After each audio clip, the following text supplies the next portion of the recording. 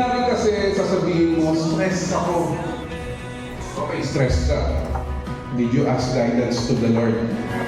This hope will never fail. Heaven is our home.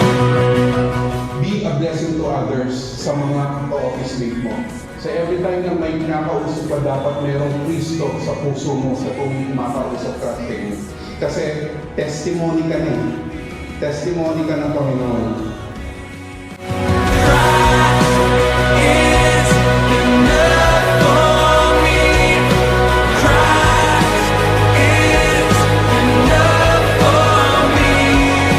Ano ang mas gusto niyong marinig?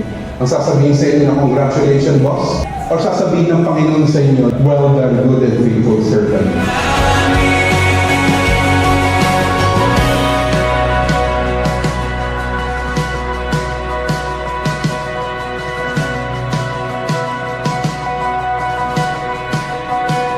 I have decided to follow Jesus. Ang Panginoon pala talaga pag siya ang nagbigay sa'yo ng word, di mo kailangan mahirapan.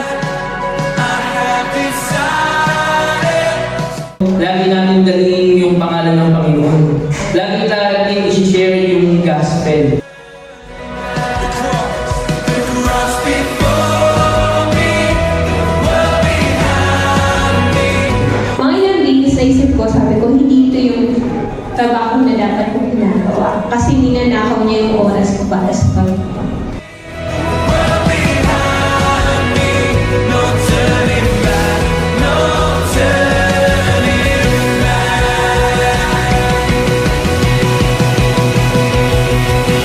Christ is enough for me.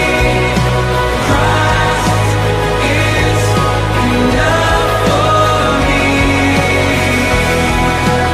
Everything I need is in Him.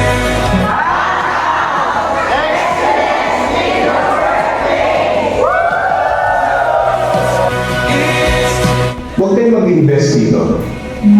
Mag-invest kayo sa Panginoon. At kung magiging focus niyo ang Panginoon, everything will follow.